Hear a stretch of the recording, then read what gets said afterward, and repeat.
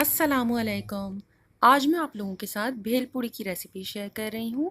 इसमें मैं आपके साथ 3 मुख्तलिफ़ किस्म की चटनी की रेसिपी शेयर करूँगी और साथ ही हम भेलपूरी का मिक्सचर तैयार करेंगे।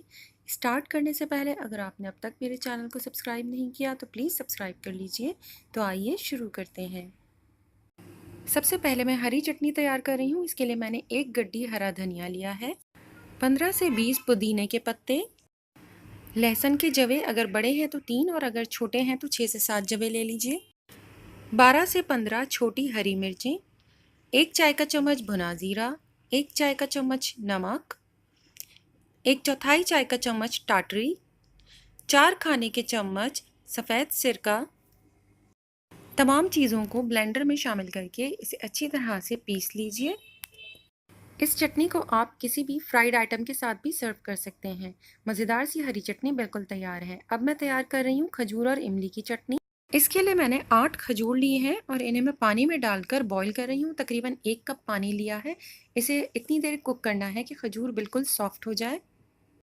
आजकल जो सीज़न में खजूर आ रही है वो ऑलरेडी बहुत सॉफ्ट है, इसलिए इसे ज़्यादा कुक करने की ज़रूरत नहीं है। लेकिन अगर आपके पास कोई ऐसी खजूर है जो ज़्यादा हार्ड है तो उसे थोड़ा ज़्यादा पानी डालकर कुक कीजिए, इतनी देर कि वो सॉफ्ट हो जाए। इसके बाद आप इसे इसके पानी के समेत ब्लेंडर में डालें।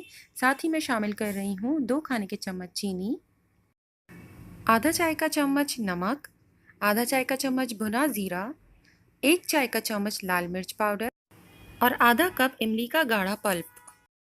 तमाम चीज़ों को ब्लेंडर में डालकर अच्छी तरह से पीस लीजिए। अगर आप चाहें तो इसमें थोड़ा सा चाट मसाला भी शामिल कर सकते हैं और चीनी की जगह पर आप इसके अंदर ब्राउन शुगर या फिर शक्कर का इस्तेमाल भी कर सकते हैं। अब मैं तीसरी चटनी तैयार कर रही हूँ जो कि है इमली की खट्टी चटनी। इसके लिए मैंने 1 कप इमली का पल्प लिया है। साथ ही इसमें शामिल करें आधा चाय का चम्मच नमक, आधा चाय का चम्मच लाल मिर्च पाउडर, 1 चाय का चम्मच भुना ज़ीरा, 2 खाने के चम्मच चीनी, 1 चाय का चम्मच चाट मसाला पाउडर। तमाम चीज़ों को बहुत अच्छी तरह से ब्लेंड कर लीजिए। इमली की खट्टी चटनी भी तैयार है। आप इन तीनों चटनी को किसी भी चाट के लिए इस्तेमाल कर सकते हैं। अब मैं भेलपूरी का मिक्सचर रेडी कर रही हूँ। इसके लिए मैंने फ्राई पैन में 1 खाने का चम्मच तेल गरम किया है। इसमें मैंने शामिल किया है 1 चौथाई चाय का चम्मच हल्दी, 1 चौथाई चाय का चम्मच लाल मिर्च पाउडर और इसे हल्का सा सौते करने के बाद अब मैं इसके अंदर शामिल कर रही हूँ 2 कप मुरमुरे। मुरमुरे शामिल करने के बाद आप इसे हल्की आंच के ऊपर कुछ देर के लिए अच्छी तरह से सौते कर लीजिए। इसके बाद इसके अंदर मैं शामिल कर रही हूँ 2 कप बारीक सेव। इसे भी मुरमुरों के साथ अच्छी तरह से सौते कर लें। लास्ट में मैंने इसके अंदर शामिल किया है आधा चाय का चम्मच चाट मसाला और आधा चाय का चम्मच खटाई पाउडर या आमचूर का पाउडर और इसे भी इन दोनों चीज़ों के साथ बहुत अच्छी तरह से मिक्स कर लीजिए।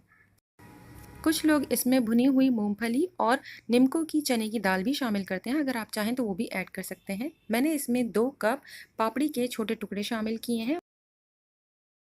इस मिक्सचर को आप रेडी कर रख लीजिए और जिस वक्त आपको सर्व करना हो सिंगल सर्विंग के हिसाब से मिक्सचर थोड़ा थोड़ा सा बाउल में निकालिए और इसमें अपनी पसंद के हिसाब से कम या ज़्यादा चटनियाँ शामिल कीजिए और इसे अच्छी तरह से मिक्स करने के बाद फ़ौरन सर्व कर दीजिए, क्योंकि अगर आपने सारे बाउल में एक साथ चटनी शामिल कर दी तो वो बहुत जल्दी सौगी हो जाती है।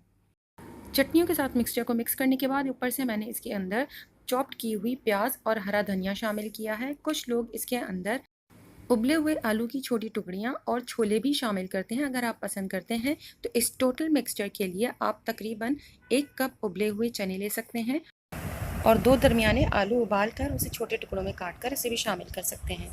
आलू और छोले बिल्कुल सर्विंग के टाइम पर ऐड कीजिएगा, वरना उसकी वजह से मुरमुरे का मिक्सचर सॉफ्ट हो जाएगा। अगर आपको ये रेसिपी पसंद आए तो प्लीज़ लाइक शेयर और कमेंट कीजिए और मेरे चैनल को सब्सक्राइब ज़रूर कीजिएगा। अपना और अपनों का बहुत ख्याल रखें। अल्लाह हाफ़िज़।